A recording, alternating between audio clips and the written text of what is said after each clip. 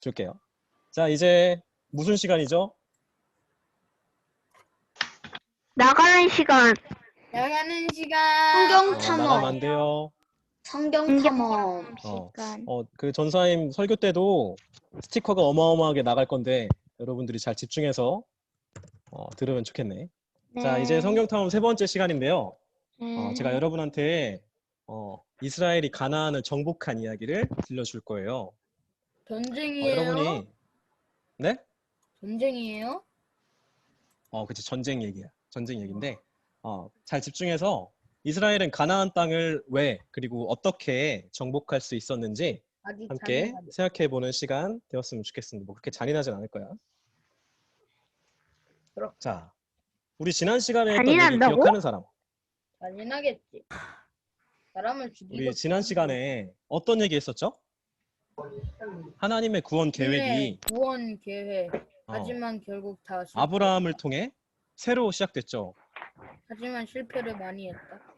실패를 해가지고 아브라함을 통해 새로 시작되고, 그리고 모세를 통해 이스라엘을 구원하셔서 비로소 이스라엘이 이제 구원을 경험한 민족, 그 세상을 구원할 민족이 됐다고 얘기했었죠. 네. 자, 근데 이제 하나님이 너를 통해 큰 민족을 이루고 너를 복이 되게 하겠다고 말씀하시면서 약속하신 두 가지가 있었어요. 기억하는 사람? 제가 지금 여러분 카메라 보고 있는데 손 들면 제가 기회 드리겠습니다. 일단은 다시 드릴게요. 다시 시작하면 되는 거야. 시작.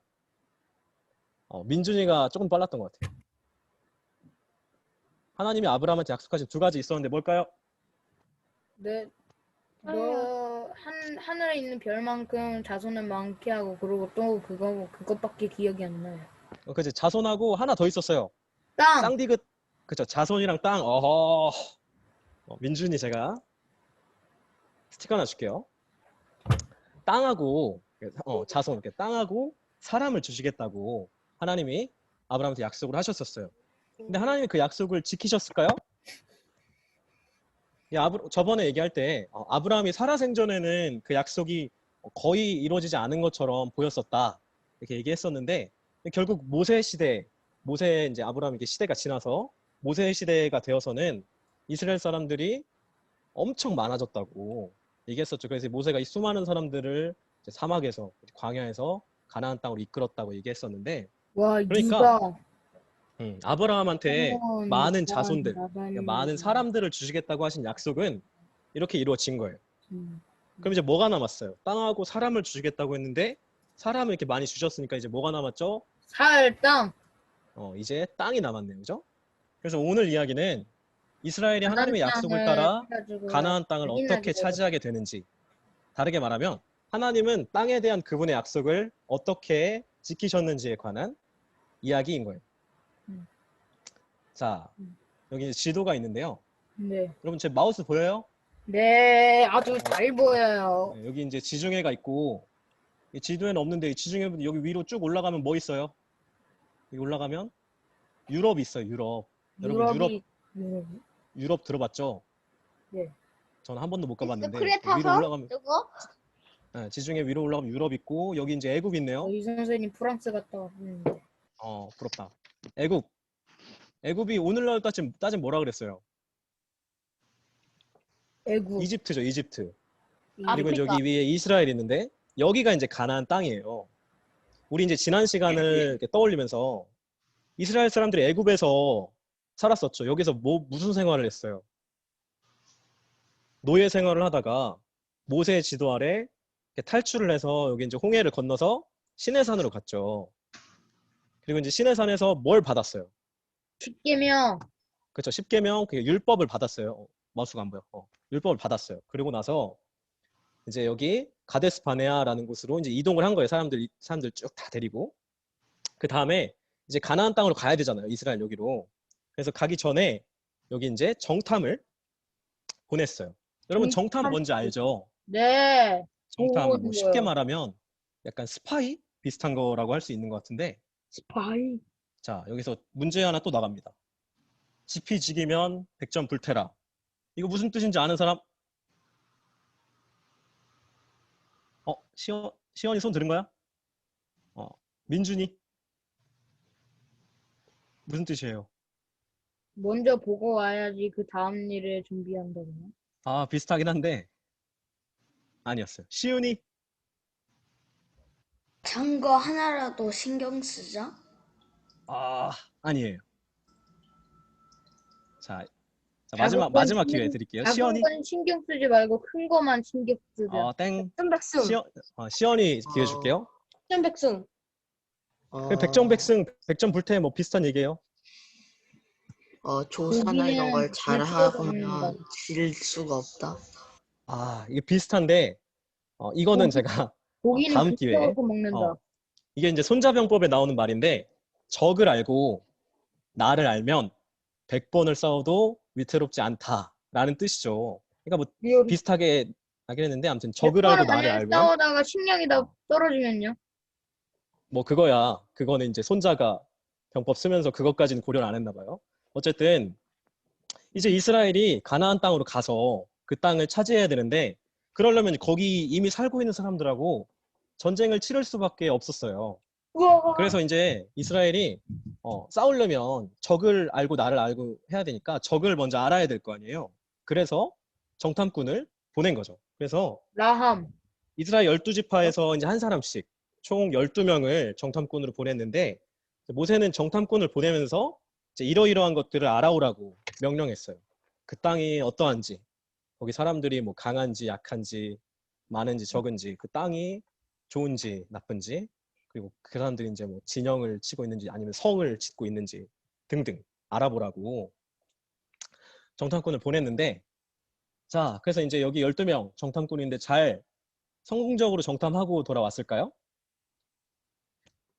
근데 여기 이제 그림에 보면 여기 포도 보이죠? 포도. 여기 이제 포도. 여기 포도 보이는데 이게 땅이 모세- 좋다고. 모세가 이제 정탐꾼을 보내잖아요. 보내면서 이제 올 때 메로나 하는 것처럼 여러분 그 너네 돌아올 때 그 땅에서 나오는 열매 가져와라.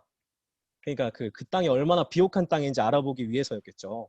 그렇게 이제 그 땅에 있는 열매 가져오라고 했는데 모세 말대로 이렇게 어깨에 매서 가져온 거예요. 포도가 사람 몸통만하네. 그 땅이 엄청 비옥했다는 걸 알 수 있는 거죠. 근데 여기 12명 모두 무사히 돌아왔잖아요. 그쵸? 네. 12명 보냈는데 12명이 돌아왔고 모세가 가져오라는 거 가져왔고 그럼 이 사람들이 성공한 것 같은데 아쉽지만 이 12 정탐꾼들은 실패하고 말았어요. 물론 이렇게 왜요? 정탐에는 성공했을지도 몰라요. 이 사람들의 임무가 가나안 땅이 어떤지 거기 사람들이 어떤지 살펴보고 돌아오는 거였으니까 그 정탐 그 임무는 성공했을지도 모르지만 이 사람들이 실패한 건 믿음에 실패했어요. 오직 여호수아와 갈렙 여기 두 사람 있죠. 여호수아와 갈렙 두 사람만 하나님이 우리와 싸우시면 가나안 사람들 아무것도 아니다. 걔네들 밥이다. 이렇게 얘기했어요. 그러니까 하나님이 우리와 싸우시면 가나안 사람 아무것도 아니라는 그런 믿음을 가진 거죠. 그러니까 나머지 10사람들은 우리는 가나안 사람들 앞에서 메뚜기나 똑같아. 그렇게 하나님을 믿는데 실패한 거예요. 이 사람들이 애굽을 나올 때 출애굽할 때 뭘 경험했어요? 하나님이 10가지 재앙으로 애굽 제국을 무너뜨리시고 그리고 바다를 가르시는 하나님의 그 능력을 봤으면서도 또 하나님을 믿는데 10사람이 실패했던 거예요. 그리고 이 10사람의 실패, 10사람이 믿지 못한 그 실패는 마치 나비 효과처럼 커져서 마침내는 이스라엘 사람들이 이스라엘 안에서 반역을 일으키게 되었습니다. 반역 뭔지 알죠? 사람이 처음 타락하게 된 것도 이 반역 때문이었잖아요. 하나님에 대한 반역. 이스라엘은 이제 그 반역의 대가로 광야에서 약속의 땅이 아니라 광야에서 40년을 보내면서 거기서 이제 출애굽 1세대, 그러니까 출애굽할 때 어른이었던 어른 세대들은 다 거기서 광야에서 죽고 그 다음 세대, 어린이 세대만 가나안 땅에 들어갈 수 있게 되었습니다. 물론 그 여호수아와 갈렙은 예외였죠. 그 사람들은 믿음에 성공한 사람이었으니까. 이스라엘이 지금 그 가나안 땅, 그 약속의 땅을 눈앞에 두고 지금 속된 말로 뻘짓을 하고 있었던 거예요.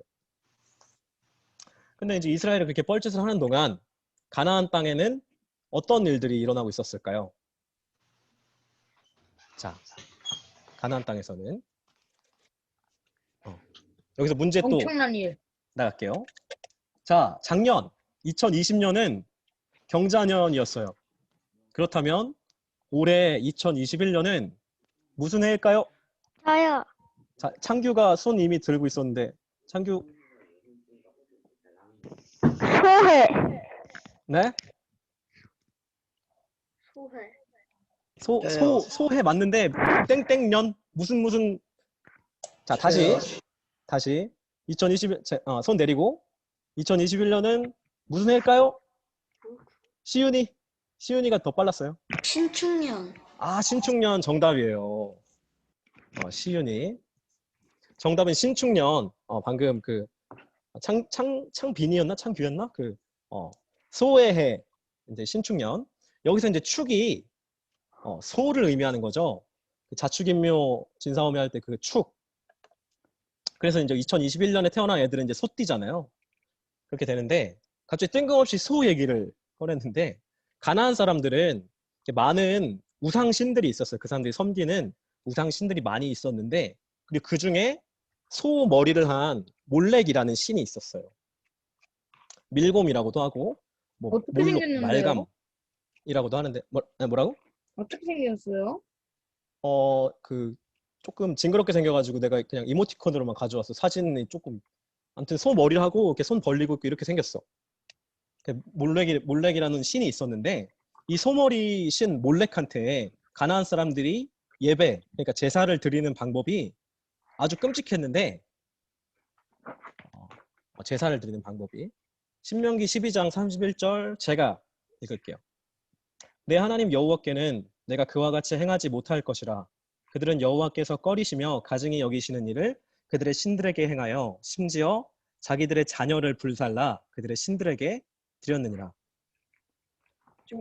네, 뭘 드렸대요? 저 자신의 자식을 불태워가지고요? 자녀를 불살라서 드렸대요. 가나안 땅에서 이런 일들이 일어나고 있었던 거예요.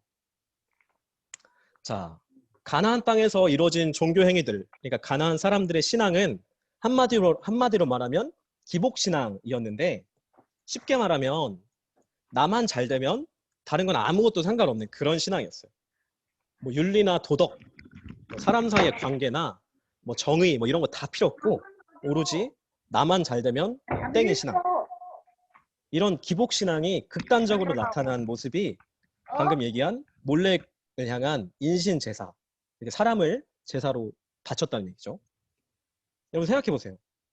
나의 복을 위해서, 그러니까 내가 잘 되기 위해서 자기 자식까지도 이렇게 불살라서 신한테 바칠 정도였는데 사람들이 남의 자식은 어떻게 대했을 것 같아요?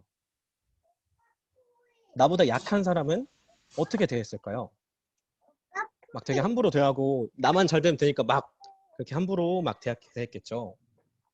이스라엘이 그렇게 하나님을 믿지 못하고 뻘짓하고 있을 때 가나안 땅은 방금 얘기한 것처럼 불의와 죄악으로 가득 차 있었어요. 가나안 사람들의 불의와 죄악은 단지 이제 다른 신을 섬긴 뭐 몰렉이나 그런 다른 우상 신을 섬긴 걸 넘어서 자기 욕망을 채우기 위해서 타인과 약자를 착취하고 억압하고 있었던 거예요. 그래서 그게 극단적으로 나타난 모습이 자기 자식까지도 불태워서 신한테 바칠 정도로 그 정도로 이제 이기적이고 그 욕망에 사로잡혀 있었던 거죠. 너무 끔찍한. 그런데 가나안 땅이 그런 불의와 죄악으로 가득 차 있었다고 생각해 보세요. 그냥 불의와 죄악에 그냥 거기 조금 있었던 게 아니라 그걸로 가득 차 있었다고. 그 땅에 약자들의 고통과 비명이 끊이지 않았겠죠. 이렇게 가나안처럼 불의와 죄악으로 가득했었던 나라가 또 있었는데 거기가 어디였을까요? 우리 기억을 잘 더듬고 있을 텐데 그래서 그 불의와 죄악이 가득해서 하나님이 10가지 재앙으로 심판하셨던 나라 어디예요? 애굽이죠. 이스라엘이 탈출했던 그 애굽이요. 가나안에 불의와 죄악이 이렇게 넘쳐나게 된 건 어찌 보면 당연한 일일 수도 있을 것 같아요. 인류의 타락 이래로 사실 불의와 죄악은 어디에나 언제나 있었으니까. 근데 어쩌다가 가나안 땅에 그렇게 불의와 죄악이 가득 차게 됐을까요? 그러니까 적당히 한 가나안 땅이 있으면 50% 정도만 불의와 죄악이었다 뭐 이런 것도 아니고 70%뭐 이런 게 아니라 어떻게 그렇게 100% 불의와 죄악으로 그렇게 가득 차게 되었을까요?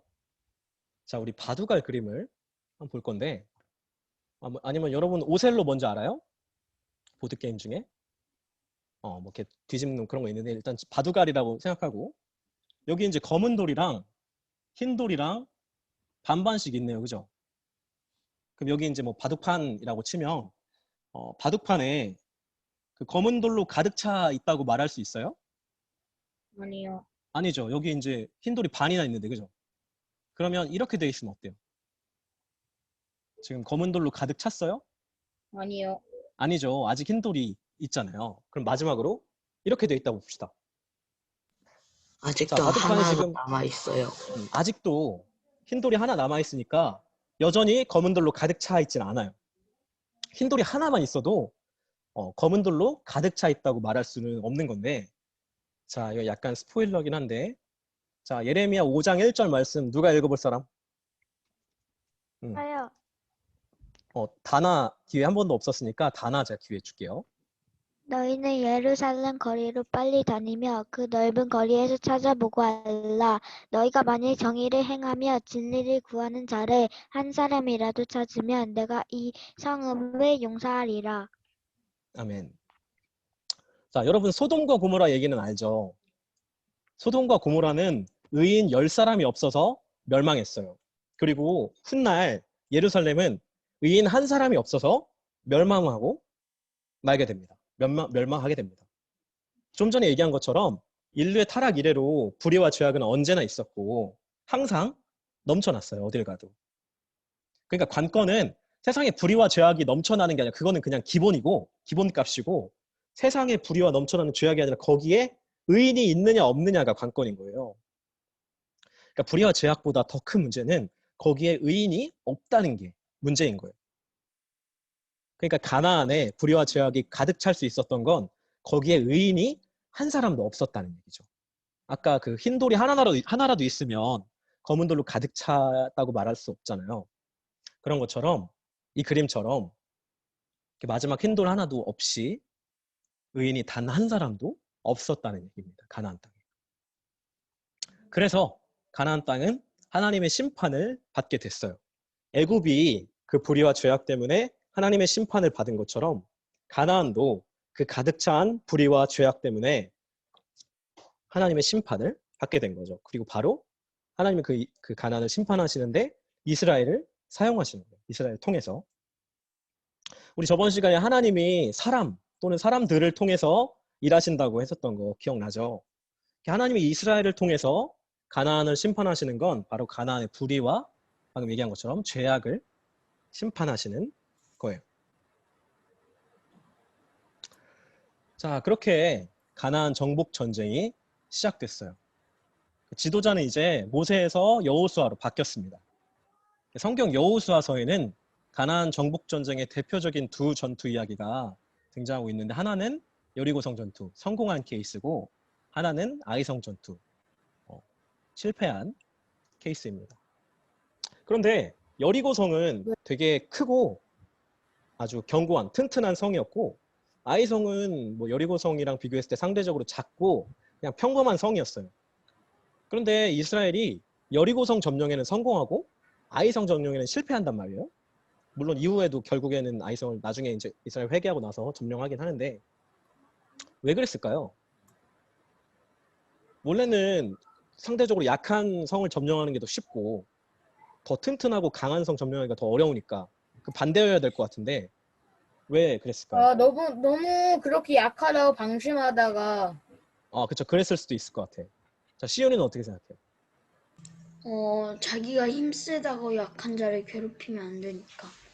민준이랑 되게 비슷한 대답이네. 민우 마지막으로 하면서 자기 생각 얘기해볼까?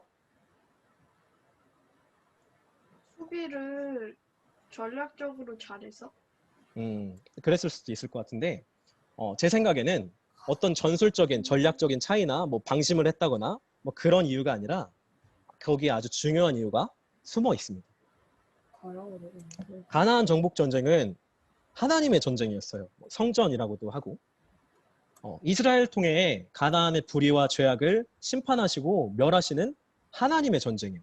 그렇기 때문에 이스라엘 사람들이 가나안을 정복하기 위해서 해야 할 일이 딱 한 가지만 있었던 거예요.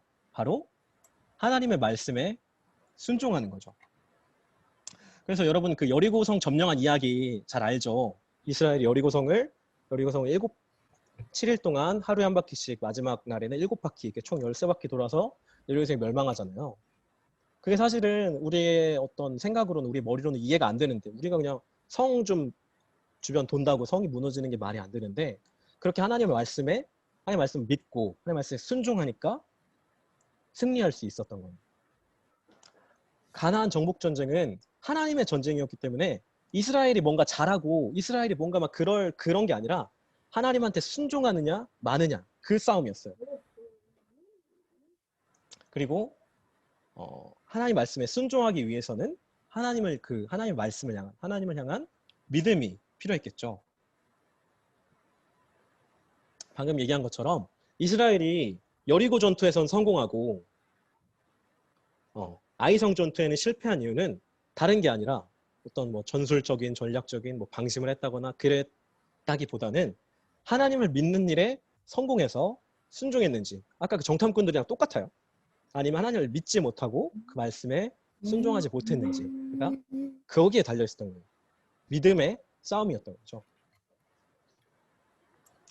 자, 이제 이야기를 마무리하려고 하는데, 이스라엘은 결국 가나안 땅을 정복했습니다.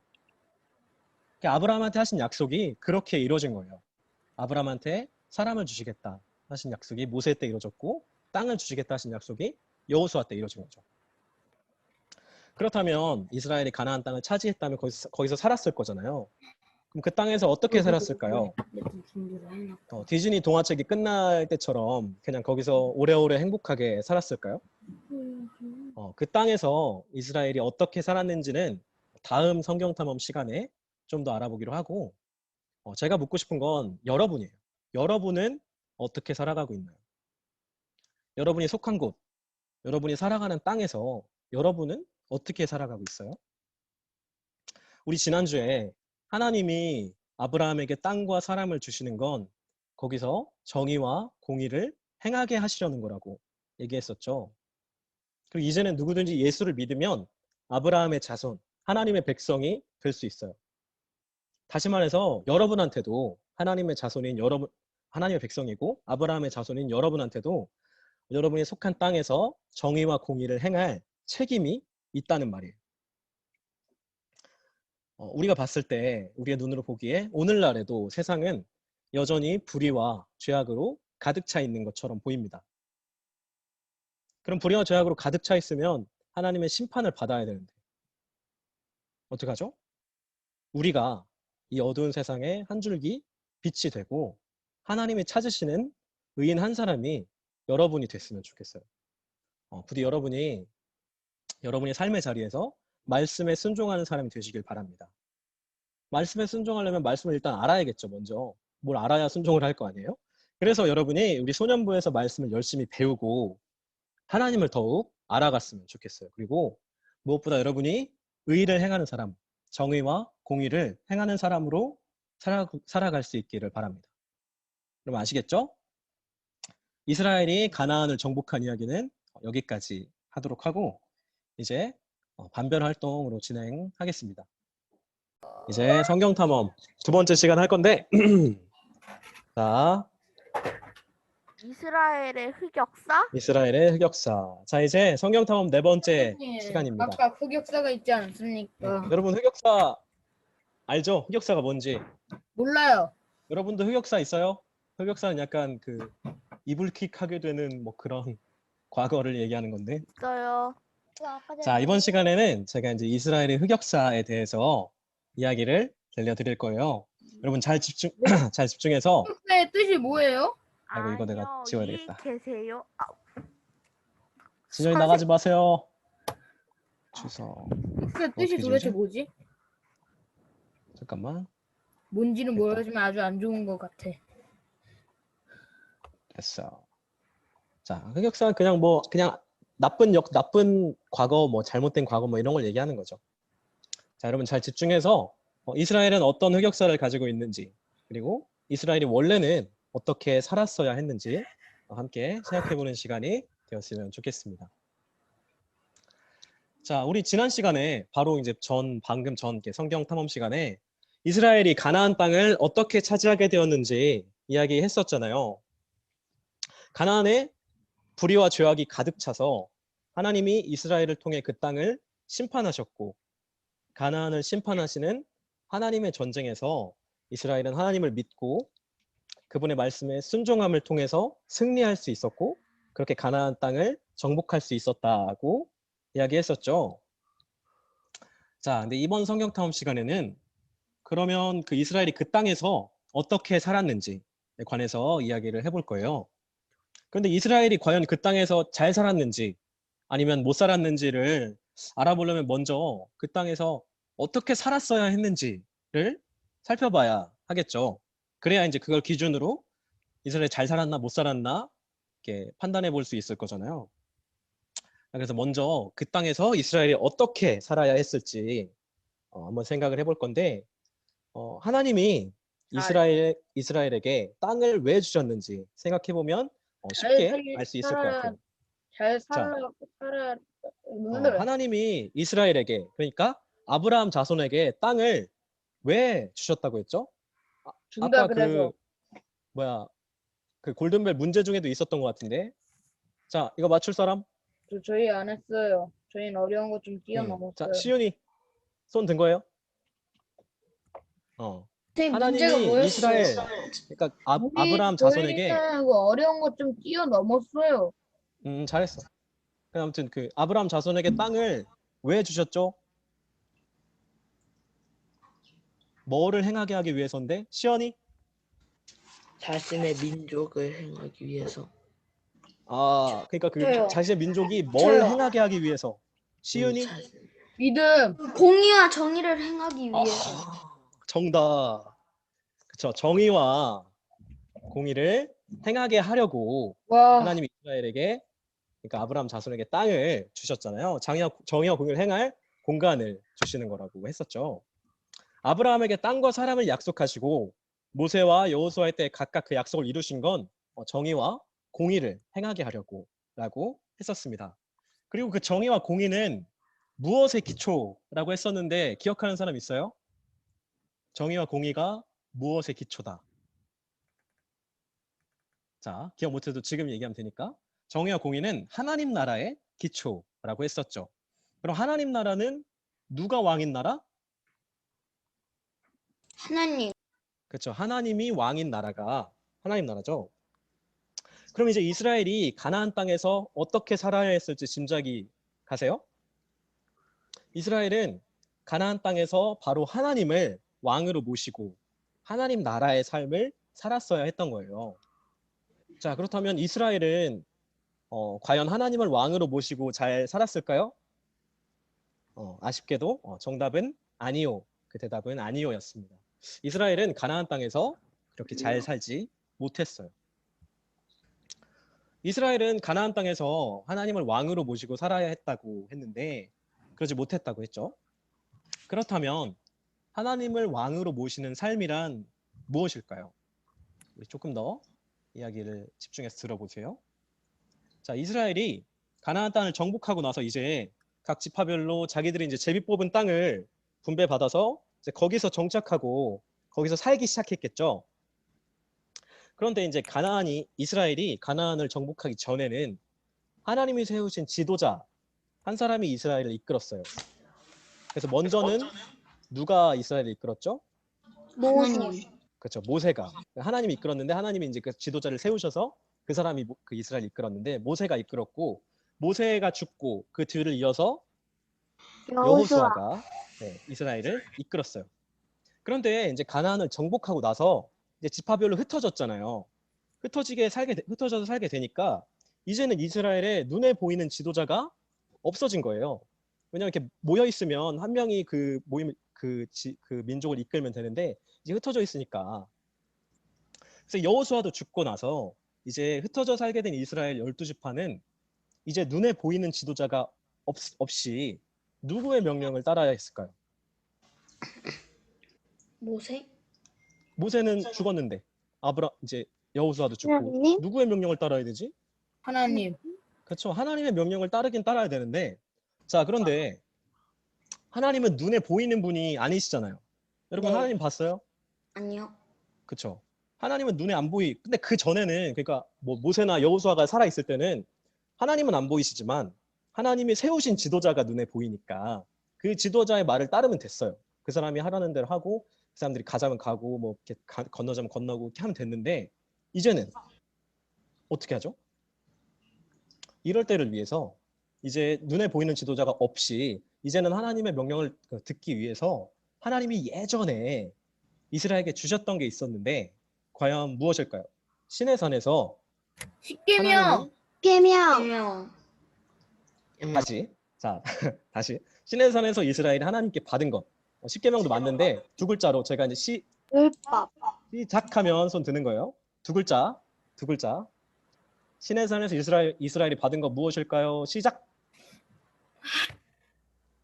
예일이가 조금 더 빨랐어요. 제가 봤을 때. 아, 율법이요. 그렇죠. 율법입니다. 자, 잠깐만요. 예일이. 율법이죠. 그 율법이 하나님의 말씀이에요. 그래서 이스라엘이 이제 가나안 땅에서 눈에 보이는 지도자가 없어도 하나님께서 주신 율법, 그러니까 하나님의 말씀을 잘 지키고 잘 따르면 됐었던 거예요. 율법을 잘 지키며 사는 삶, 하나님의 말씀을 따라서 사는 삶, 그게 바로 가나안 땅에서 이스라엘이 하나님을 왕으로 모시는 삶이었던 거죠.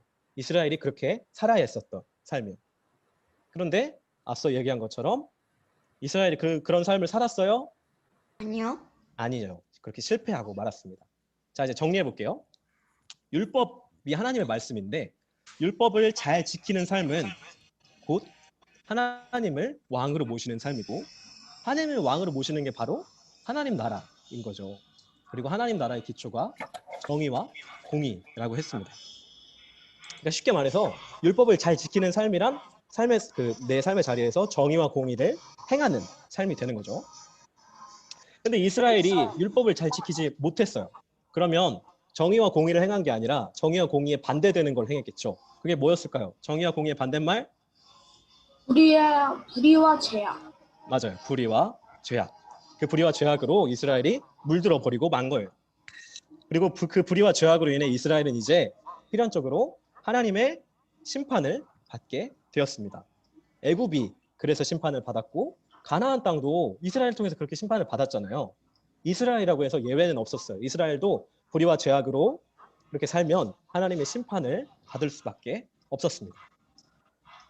그래서 그렇게 이스라엘이 가나안 땅에서 눈에 보이는 지도자 없이 살았던 시대를 사사시대라고 하는데요. 바로 이 사사시대가 이스라엘의 흑역사 시절이었어요.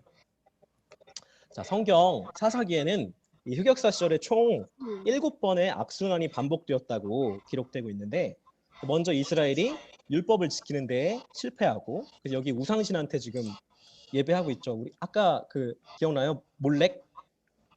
몰렉한테 뭘 바쳤다고 했어요?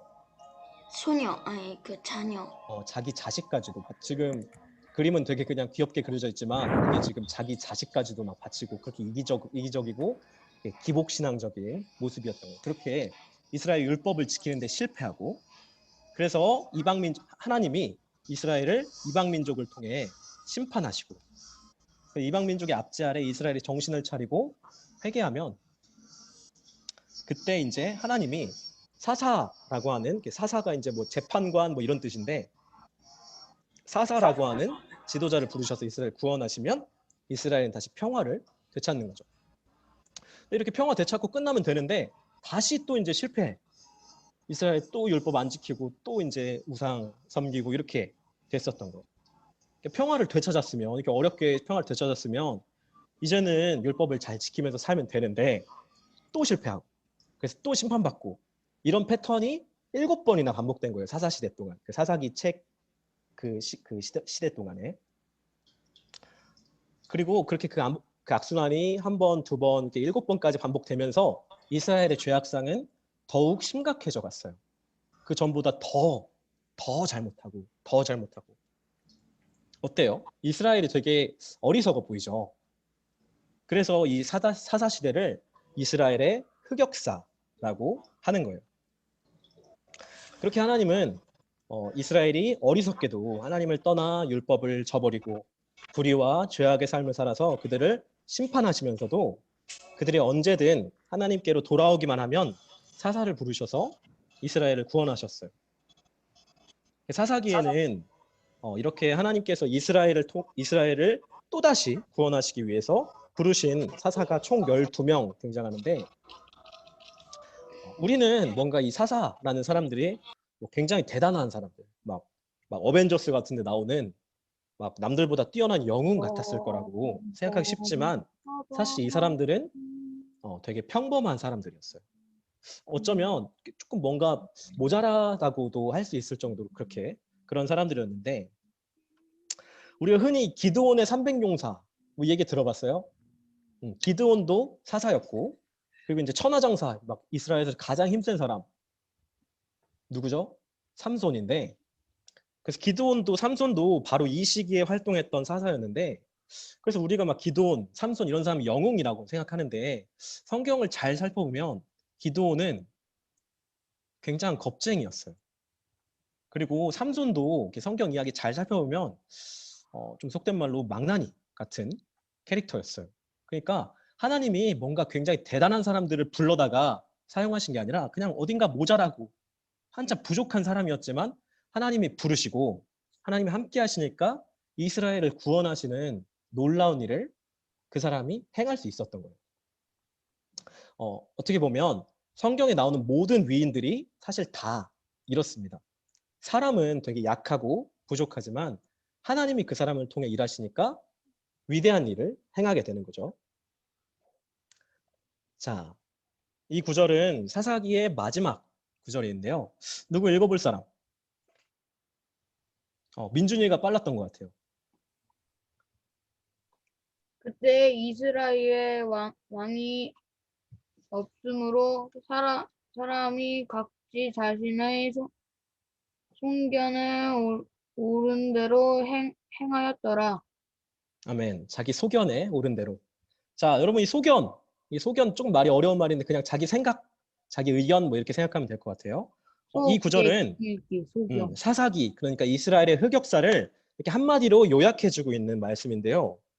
이스라엘이 그 시절에 그렇게 어두운 역사, 흑역사를 지냈던 것이 바로 왕이 없었기 때문이라고 말해주고 있습니다.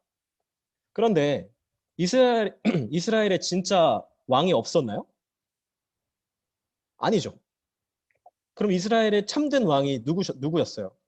하나님. 하나님이죠. 그렇죠. 하나님이 버젓이 살아계시는데 이스라엘에 왕이 없었대요, 그때. 그러니까 하나님이 이스라엘의 참된 왕이었지만 그 당시 사람들은 왕이 없는 거나 마찬가지로 왕이 없는 것처럼 살았던 거예요. 하나님이 왕이셨으니까 이스라엘 백성들은 원래대로라면 어떻게 행했어야 했을까요? 자기 소견에 옳은 대로 행하는 게 아니라 어떻게 행했어야 했을까요? 하나님의 말씀에 옳은 대로 행했어야 했죠. 율법으로. 하나님의 율법에 따라서. 그렇죠. 그런데 그렇게 살지 못했던 거예요. 우리 타임라인을 아주 옛날로 한번 되돌려 봅시다. 인류가 처음 타락했을 때 뭘 먹고 타락했죠? 선악과. 이건 너무 쉬우니까. 선악과. 선악과. 자, 이제 문제 나갑니다. 선악과가 원래 뭐의 줄임말이라고 했는데 뭐였을까요? 기억하는 사람? 민준이 이번에 빨랐어. 선과 악의 열매. 아, 땡. 자, 다시. 자, 선악과가 뭐의 줄임말일까요? 건우. 성과 악을 알게 하는 거예요. 아, 정답. 그래요. 건우. 다시. 선악을 알게 하는 나무의 열매였죠. 그죠? 여기서 선악을 안다는 게 무슨 의미였는지 기억하는 사람? 민준이 아까 그 기회 줬으니까 시연이. 나쁜 거 좋은 거를 알게 해주는. 이거 비슷하긴 한데 선악을 안다는 거 우리 이제 저번 달에 설교했었는데 선악의 기준을 내가 정하는 거라고 했었죠. 선악을 안다는 게. 지금 사사시대를 살아가는 이스라엘 백성들이 딱 이런 잘못을 지금 저지르고 있는 거예요. 그때 이스라엘의 왕이 없으므로 사람이 각기 선악의 기준을 자기의 소견에 옳은 대로 정하고 그렇게 행했던 거죠. 그게 바로 이스라엘의 흑역사 시절이었던 겁니다. 그러니까 인류의 타락 이래로 사실 계속 있었던 일인 거예요. 근데 그게 이제 사사시대 때 아주 딱 적나라하게 드러나고 있었던 건데, 그런데 성경은 이 이스라엘의 흑역사 시절에 이스라엘 가운데 불의와 죄악이 가득 찼다고 말하고 있지는 않습니다. 그 말은 무슨 뜻이죠? 의인이 있었다는 말이죠. 그냥 아까 그 바둑알 기억나요? 그 흰돌이 하나라도 있으면 가득 차지 않은 거잖아요. 가득 찼다고 말하지 않으시는 건 그 가운데 의를 행하는 사람이 있긴 있었다는 말이에요. 아무리 흑역사였어도. 시대가 그렇게나 어둡고 불의와 죄악이 갈수록 넘쳐갔지만 그 막선왕이 반복될수록 더 불의와 죄악이 더 넘쳐났지만 그곳에 의인이 한 사람이라도 있었다는 말이에요. 그때에도 신실한 몇몇 사람들이 분명히 있었습니다. 그중 한 예시로 성경 사사기 바로 뒤의 책 뭐죠? 사사기 룻기인데 룻기가 바로 이러한 사사시대에 살았던 의인들 몇몇 신실한 사람들의 이야기를 담고 있는 책이에요. 그 예를 한 가지만 들어볼까요? 레위기 19장 9절에서 10절 말씀 누구 읽어볼 사람? 네, 시연이. 너희가 너희의 땅에서 곡식을 거둘 때 너는 반 모퉁이까지 다 거두지 말고 내 떨어진 이삭도 줍지 말며. 10절도 네, 읽어요. 10절도 읽어주세요. 내 포도원의 열매를 다 따지 말며 내 포도원에 떨어진 열매도 줍지 말고 가난한 사람과 거류민을 위하여 버려두라. 나는 너희의 하나님 여호와이니라. 아멘. 우리나라에도 비슷한 어떤 전통 같은 게 까치밥이라고 해서 그런 게 있는데 그럼 나중에 얘기하기로 하고. 자, 여러분 생각해 보세요. 여기 밭이 있습니다. 밭처럼 생겼죠? 여기 이제 노란색이 이제 곡식이에요. 여러분이 이 밭의 주인이에요. 이제 추수할 때가 돼서 곡식을 베는데 원래 같으면 이렇게 다 남김없이 거두겠죠. 여기 남겨놓을 이유가 없잖아요. 그죠? 그런데 말씀은 어떻게 하라고 명령하죠? 모퉁이는 거두지 말고 두라고. 가난한 사람들의 몫으로 그거는 남겨두라고 명령하고 있어요. 그러니까 이런 식으로 남겨두라고. 그러니까 추수를 다 하지 말고 남겨둬라. 가난한 사람들이 그거 먹게 남겨두라고 말씀하시는데 근데 말씀이 모퉁이라고 하고 있어요. 그죠? 그러니까 이렇게 남겨놔도 괜찮겠네요. 그렇죠? 여러분 같으면 어떻게 남길 것 같아요? 이렇게 할 것 같아요? 이렇게 할 것 같아요? 1번. 1번, 2번. 1번. 자, 한번 생각해 보세요. 그리고 아마 여러분이 나이를 먹으면 먹을수록 더 2번에 가까워질 것 같아요. 어쨌든. 그리고 또 말씀은 추수하다가 만약에 이삭을 떨어뜨리면 그거 줍지 말고 바닥에 두라고 명령하고 있습니다. 왜요? 가난한 사람들과 거리면 그러니까 외국인을 위해서요. 외국인 어떤 우리 외국인 노동자들 같은 사람들을 위해서. 자, 이 말씀 레위기 19장 말씀을 그럼 정말 잘 지킨 사람은 어떤 사람일까요? 어떻게든 모퉁이를 조금 남기려는 사람일까요? 어떻게든 이삭을 떨어뜨리면 안 되니까 이삭을 꽉 붙잡는 그런 사람이 말씀을 잘 지키는 걸까요? 여기 룻기 말씀 같이 봅시다. 룻기 2장 15절 16절 말씀 누구 읽어볼 사람? 우리 유나 한번 읽어볼까? 유나 그 음소거 돼 있어. 읽어주세요. 16절까지요? 다요? 네, 다 읽어주세요. 룻이 이삭을 주우러 일어날 때 보아스가 자기 소년들에게 명령하여 이르되 그에게 곡식 단 사이에서 줍게 하고 책망하지 말며 또 그를 위하여 곡식 다발에서 조금씩 뽑아버려서 그에게 줍게 하고 꾸짖지 말라 하니라. 아멘. 자, 여기서 보아스가 어떻게 하고 있어요? 룻이 지금 바닥에 떨어진 곡식을 줍고 있으니까 자기 하인들한테 야, 이삭을 조금씩 바닥에 버려. 흘리라고 명령하고 있네요. 룻이 이제 주워야 되니까. 아까 바닥에 떨어진 거 다시 줍지 말라고 율법은 말씀하고 있죠. 그런데 보아스는 거기서 한 걸음 더 가서 야, 그 좀 흘려라. 거기서 룻이 죽을 수 있게. 그렇게 얘기한 거예요. 율법을 잘 지키는 모습, 그 율법을 잘 지킴을 통해서 하나님을 왕으로 모시는 삶의 모습이 바로 이런 거예요. 하나를 가르치면 열을 안다는 말이 있는데 율법의 명령을 겨우겨우 그냥 거기서 하라는 대로 그대로 하는 게 아니라 율법이 명령하는 것, 율법이 요구하는 것을 아주 넉넉하게 지키는 거죠. 보아스도 이스라엘의 흑역사인 사사시대에 살았던 사람이었어요.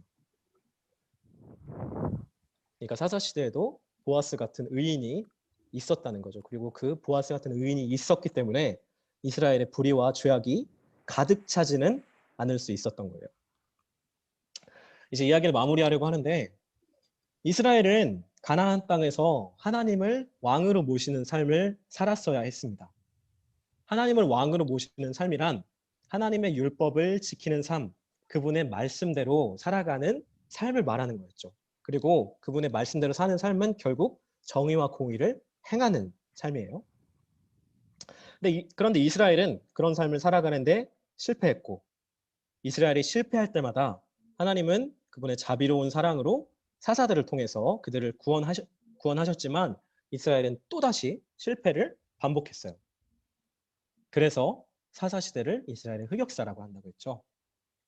하지만 그런 이스라엘의 흑역사 시절에도 신실한 몇몇 사람들이 분명히 있었습니다.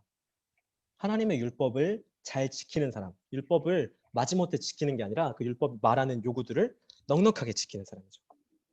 율법이 요구하는 정의와 공의의 삶을 충실하게 살아가는 사람들. 저는 어쩌면 그런 사람들이 사사시대에 많지는 않았어도 곳곳에 있었기 때문에 이스라엘이 이런 흑역사 시기에도 멸망하지 않을 수 있었다고 생각해요.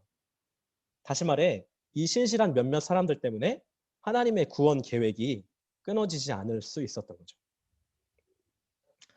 지금까지 이스라엘의 흑역사, 그러니까 사사시대에 관해서 살펴보았는데요. 여러분, 그런데 이야기 들으면서 이스라엘이 그렇게 흑역사 막 악순환을 반복하고 이런 이야기를 들으면서 뭔가 왠지 모르게 익숙한 느낌이 들지는 않았나요?